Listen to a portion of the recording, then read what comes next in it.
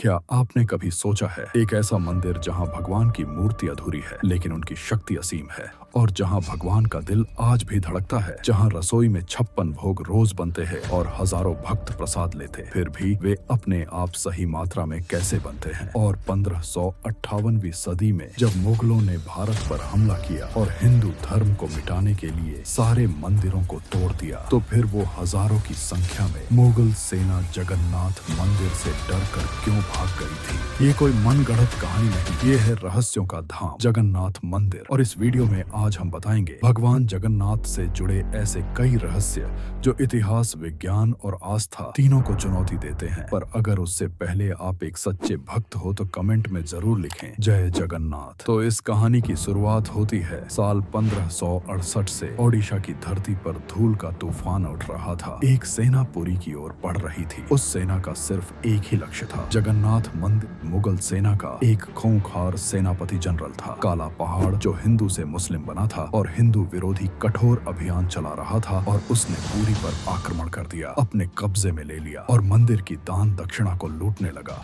पर वो और उसकी सेना जैसे ही मंदिर के गर्भगृह के निकट पहुंची, तब कुछ ऐसा हुआ कि आपके रोंगटे खड़े हो जाएंगे। अचानक समुद्र में भयंकर तूफान उठा, आकाश काला हो गया, तेज हवाएं चलने लगी, गर्भगृह से दिव्य प्रकाश निकला और सैनिक भयभीत हो गए। कई सैनिक अपनी जान बचाकर इधर उधर भागने लगे और उसके बाद उन्होंने कभी भी जगन्नाथ पुरी पर हमला नहीं किया। अब ये तो 500 साल पुरानी बात है, पर अब हम बताएंगे आपको 5000 साल पुराना रहस्य की कैसे भगवान श्री कृष्ण को श्राप मिला। महाभारत का युद्ध समाप्त हो चुका था। कुरुक्षेत्र की धरती पर केवल सन्नाटा था। 100 पुत्रों की माँ एक स्त्री खड़ी थी जिसकी आंखों पर पट्टी थी पर हृदय में ज्वालामुखी। वह थी दुर्योधन और 100 कौरवों की माँ गांधारी, और उनके सामने खड़े थे श्री कृष्ण। उस दिन जो शब्द निकले वही बने यदुवंश के अंत का कारण। गांधारी ने युद्ध में अपने 100 पुत्र खो दिए थे। उनका दुहक असीम था। उन्होंने श्री कृष्ण से कहा, वासुदेव, तुम चाहते तो यह युद्ध रोक सकते थे, लेकिन तुमने नहीं रोका, और इसीलिए जैसे मेरा वंश नष्ट हुआ है वैसे ही तुम्हारा यदुवंश भी नष्ट होगा। यह एक श्राप है जो एक माँ के जलते हुए हृदय से निकला हुआ है। पर श्री कृष्ण शांत रहे और फिर बोले, माता, जो होना लिखा है वह अवश्य होगा। धर्म का चक्र अपने समय पर जरूर घूमता है। अब गांधारी के श्राप के 36 वर्षों बाद द्वारका में सब कुछ सामान्य चल रहा था। द्वारका सोने की नगरी, यदुवंश की शक्ति अपने चरम पर। लेकिन धीरे धीरे गांधारी का श्राप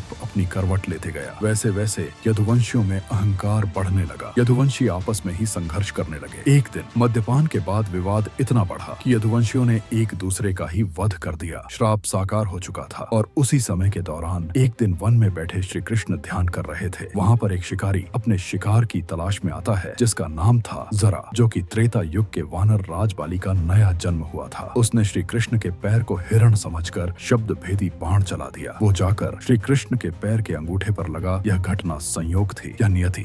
शिकारी जरा को बहुत पछतावा हुआ और वो श्री कृष्ण से माफी मांगने लगा। तभी श्री कृष्ण मुस्कुराए और धीमे स्वर में बोले, यह सब समय का विधान है। इतना कहकर उनका शरीर इस संसार से विदा हो गया। श्री कृष्ण के प्रस्थान के बाद समुद्र ने द्वारका को अपने भीतर समा लिया। सोने की नगरी इतिहास बन गई। क्या यह केवल प्राकृतिक आपदा थी या श्राप का परिणाम? परंपराओं के अनुसार पांडव आए और उनका अंतिम संस्कार समुद्र तट के निकट किया गया। आज गुजरात में एक स्थान माना जाता है, भालका तीर्थ, और पास ही है देहोत्सर्ग तीर्थ, जहाँ माना जाता है कि श्री कृष्ण का देह त्याग हुआ। अब उनके पार्थिव शरीर को चिता पर रखा गया। अग्नि प्रज्वलित हुई, लेकिन पूरे शरीर के भस्म हो जाने के बाद भी उनका हृदय अग्नि में नहीं जला। वह एक दिव्य, कठोर, चमकता हुआ तत्व बन गया। कुछ परंपराएं उसे ब्रह्म तत्व कहती हैं। कथाओं के अनुसार वह दिव्य तत्व समुद्र की लहरों में प्रवाहित कर दिया गया। कहते हैं वही दिव्य तत्व लहरों के साथ बहता हुआ पूर्व दिशा की ओर बढ़ा और वर्षों बाद ओडिशा के तट पर पहुंचा। स्थानीय परंपराओं के अनुसार एक दिन सबरा जनजाति के प्रमुख ने समुद्र तट पर एक दिव्य लकड़ी देखी। वह सामान्य लकड़ी नहीं थी, उसमें से अद्भुत सुगंध और आभा निकल रही थी। सबरा जनजाति ने उसे नील माधव के रूप में पूजा। उस समय पुरी के राजा थे राजा इंद्रद्युम्न। वो भगवान विष्णु के बहुत बड़े भक्त थे और एक दिन राजा इंद्रद्युम्न को स्वप्न आया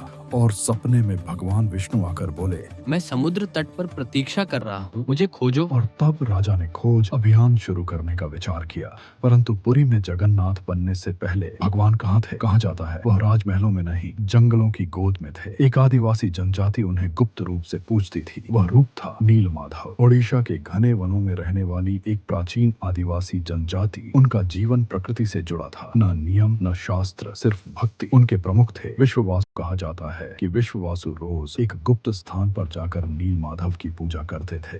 नीलमाधव कोई साधारण मूर्ति नहीं थी।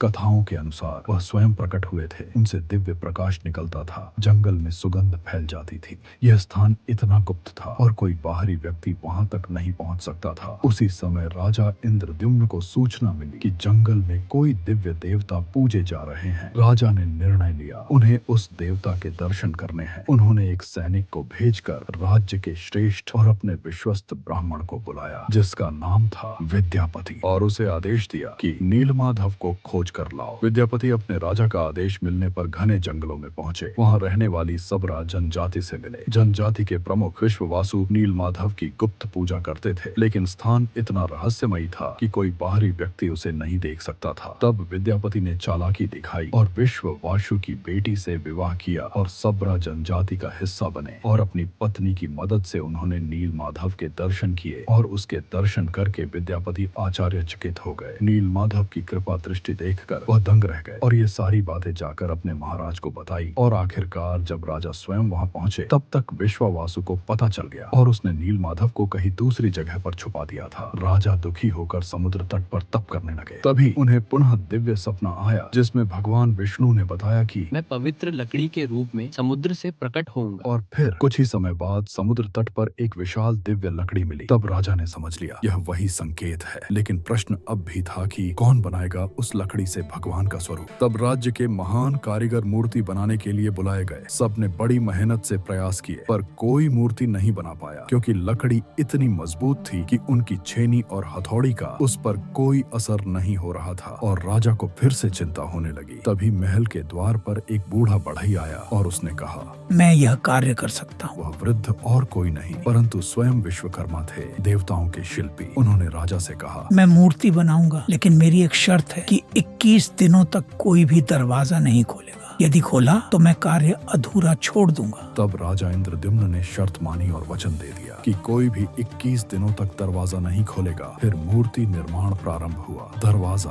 बंद कर दिया गया। अंदर से लकड़ी तराशने की आवाजें आती रहीं। पहला दिन, दूसरा दिन, 10वां दिन। राजा धैर्य से प्रतीक्षा कर रहे थे, लेकिन जैसे जैसे समय बीता आवाजें कम होने लगी। रानी चिंतित हो उठी। उसके मन में अनेकों विचार आने लगे कि यदि वृद्ध की मृत्यु हो गई तो, यदि अंदर कुछ अनहोनी हो गई। रानी ने राजा से कहा, प्राणनाथ, 14 दिन हो चुके हैं, अंदर से कोई आवाज भी नहीं आ रही, कहीं देर न हो जाए। राजा द्वंद्व में थे, वचन भी था और चिंता भी। अंततः रानी के आग्रह पर राजा ने दरवाजा खुलवा दिया। दरवाजा खुलते ही अंदर कोई नहीं था। बूढ़ा बढ़ई गायब था और सामने थी 3 अधूरी मूर्तियां, हाथ अधूरे, आकृति अपूर्ण। राजा स्तब्ध रह गए। उन्हें स्मरण आया, यदि दरवाजा खोला तो कार्य अधूरा रहेगा। क्या यह अधीरता का परिणाम था या स्वयं भगवान की इच्छा? तभी आकाशवाणी हुई। राजा समझ गए यह अपूर्णता नहीं, दिव्यता का प्रतीक है। और आज भी पुरी के जगन्नाथ, बलभद्र और सुभद्रा अधूरे हाथों के साथ विराजमान है। या यह बताता है कि ईश्वर पूर्ण है, चाहे उनका रूप अधूरा क्यों न हो। और शायद इसीलिए यह कथा जगन्नाथ धाम का सबसे बड़ा रहस्य बन गई। और यही नहीं, क्या आपने कभी सुना है कि एक मंदिर में भगवान का दिल आज भी धड़कता है? एक ऐसा रहस्य जिसे सिर्फ कुछ चुनिंदा पुजारी ही जानते हैं। यह कथा है पुरी के जगन्नाथ मंदिर की। लोक परंपराओं के अनुसार जब भगवान की मूर्तियां बनाई गई, उनके भीतर स्थापित किया गया एक दिव्य तत्व जिसे ब्रह्म पदार्थ कहा जाता है। कहा जाता है कि यह वही दिव्य तत्व है जो श्री कृष्ण के अंतिम संस्कार के बाद बचा था। इस ब्रह्म पदार्थ को मूर्ति के भीतर एक गुप्त स्थान पर रखा गया। हर 12 से 19 वर्षों में जब नई पवित्र लकड़ी मिलती है, तब मूर्तियों का नवक्लेवर होता है। उस रात गर्भगृह में पूर्ण अंधकार रहता है। पूरी की बिजली को कर दिया जाता है और पूरे शहर में अंधेरा हो जाता है। तब सभी पुजारियों की आंखों पर पट्टी बांधी जाती है, हाथों में मोटे दस्ताने पहने जाते हैं और मंदिर में चुनिंदा पुजारियों के अलावा किसी को भी जाने की अनुमति नहीं होती। साथ ही उस समय मंदिर की सुरक्षा करते HCRPF के जवान। कहा जाता है उस समय ब्रह्म पदार्थ को पुरानी मूर्ति से निकालकर नई मूर्ति में स्थापित किया जाता है, लेकिन नबकलेवर की प्रक्रिया आज भी अत्यंत गोपनीय रखी जाती है। सिर्फ कुछ सेवायत परिवारों को यह परंपरा सौंपी जाती है। कुछ पुजारियों ने दावा किया है उन्हें उस क्षण कंपन या स्पंदन महसूस हुआ, जैसे दिल धड़क रहा हो। मूर्ति निर्माण के बाद राजा ने भव्य मंदिर बनाने का संकल्प लिया। इस मंदिर की ऊंचाई लगभग 214 फीट है। इसके शिखर पर लगा ध्वज हमेशा हवा की विपरीत दिशा में लहराता है, और सबसे जरूरी बात, इस मंदिर के ध्वज को हर रोज बदलना पड़ता, और उसके लिए मंदिर के पुजारियों को हर रोज 214 फीट ऊपर चढ़ना पड़ता है। और अगर एक भी दिन ध्वज नहीं बदला तो मंदिर को पूरे 18 सालों के लिए बंद रखना पड़ेगा। और इतना ही नहीं, मंदिर के ऊपर न तो कोई पक्षी बैठता और न ही कोई विमान ऊपर से उड़ पाता है। और आज तक विज्ञान भी इस बात को समझ नहीं पाया है। और शिखर पर स्थित सुदर्शन चक्र हर दिशा से सीधा दिखाई देता है। आज की सरल भाषा में उसे आर्टिफिशियल इल्यूजन का नाम दिया गया है। पर आप ही सोचकर बताइए, आज से कई सालों पहले उस इतने भारी सुदर्शन चक्र को इतना ऊपर कैसे पहुंचाया गया, और इतनी एडवांस टेक्नोलॉजी के बिना उसे किस तरह से सेट किया होगा कि किसी भी दिशा से वो सेम टू सेम दिखता है। अब आगे बढ़ने से पहले, अगर आपको ये वीडियो पसंद आ रहा है और आप भी भगवान जगन्नाथ के भक्त हैं, तो इस वीडियो को लाइक करके चैनल को सब्सक्राइब कर दीजिए, क्योंकि ये आपके लिए तो फ्री है पर हमारी बहुत मदद हो जाती है। अब हम आते हैं कि कैसे अंग्रेजों ने रथ यात्रा रोकने का प्रयत्न किया और उनको बुरी तरह झुकना पड़ा। हर वर्ष पुरी की सड़कों पर 3 विशाल रथ चलते हैं। लाखों हाथ रस्सी पकड़ते हैं और गूंजता है एक स्वर, जय जगन्नाथ। लेकिन क्या आप जानते हैं, एक समय ऐसा भी आया जब इस यात्रा को रोकने की कोशिश की गई थी। पुरी की सबसे प्रसिद्ध परंपरा रथ यात्रा। इस दिन भगवान जगन्नाथ, बलभद्र और सुभद्रा अपने मंदिर से निकलकर गुंडीचा मंदिर की ओर जाते हैं। यह यात्रा केवल उत्सव नहीं, ये भगवान का अपने भक्तों के बीच आना है। जब 18वीं और 19वीं शताब्दी में जब ब्रिटिश शासन स्थापित हुआ तो उन्होंने पुरी और मंदिर प्रशासन पर नियंत्रण स्थापित किया। ब्रिटिश ईस्ट इंडिया कंपनी को रथ यात्रा के दौरान भीड़ और दुर्घटनाओं की कोई चिंता नहीं थी, बल्कि अंग्रेज अधिकारी इसे अंधविश्वास और खतरनाक मानते थे। उन्होंने नियम बनाए, कर लगाए और यात्रा को सीमित करने की कोशिश की। ब्रिटिश प्रशासन ने मंदिर की आय और प्रबंधन अपने हाथ में लेने की कोशिश की। कई बार यात्रा के मार्ग, समय और प्रबंधन पर प्रतिबंध लगाए गए, लेकिन पुरी के लोगों ने इसे अपने धर्म और अस्मिता पर आघात माना। हजारों श्रद्धालु एकत्र हुए। उनका एक कहना था कि रथ रुकेगा नहीं, अगर रथ रुकेगा तो हम भी यही रुकेंगे। इतिहास में दर्ज है कि स्थानीय लोगों और सेवायतों के दबाव के कारण ब्रिटिश प्रशासन को कई बार पीछे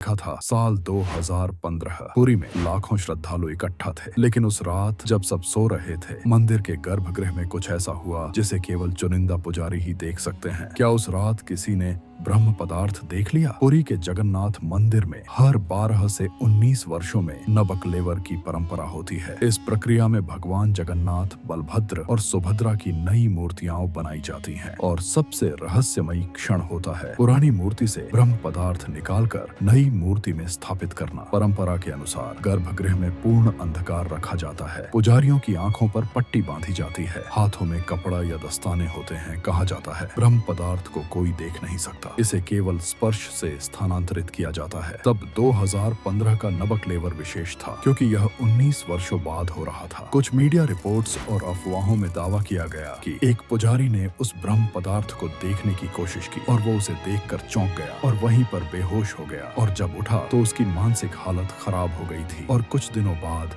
उसके अवसान के समाचार मिले थे। और अब आती ही सबसे महत्वपूर्ण रहस्यों की किताब क्या होगा, जब आपको पता चले कि आने वाले कल की घटनाएं सदियों पहले लिखी जा चुकी हैं। युद्ध, महामारी, प्राकृतिक आपदाएं, सब कुछ। यह दावा करता है एक रहस्यमयी ग्रंथ, भविष्यमालिका ओडिशा की प्राचीन ताड़पत्र पांडुलिपियों का संग्रह माना जाता है। इसे परंपरा के अनुसार 16वीं शताब्दी के संत कवि अच्युतानंद दास द्वारा रचित बताया जाता है। वे पंच सखा संतों में से एक माने जाते हैं। इन पांडुलिपियों में कलयुग की घटनाओं का वर्णन होने का दावा किया जाता है। लोक विश्वास के अनुसार भविष्य मालिका में निम्न भविष्यवाणियां मिलती हैं। एक समय आएगा जब धर्म और अधर्म का संघर्ष बढ़ेगा, प्राकृतिक आपदाएं और महामारियां फैलेंगी, सामाजिक व्यवस्था बदल जाएगी, मंदिरों और परंपराओं पर संकट आएगा। कुछ लोग दावा करते हैं कि इसमें आधुनिक घटनाओं जैसे महामारी यानी कोविड-19 का भी संकेत मिलता, जिसमें है किताब में उड़िया में लिखा हुआ ही कि एक ऐसी महामारी आएगी कि लोग अपने घरों में बंद रहेंगे, बाहर नहीं निकल पाएंगे और बहुत से लोगों की शरीर रोग से मृत्यु होगी। कुछ कथाओं में कहा जाता है भविष्य में एक समय ऐसा आएगा जब जगन्नाथ मंदिर समुद्र से प्रभावित होगा और वो कलयुग का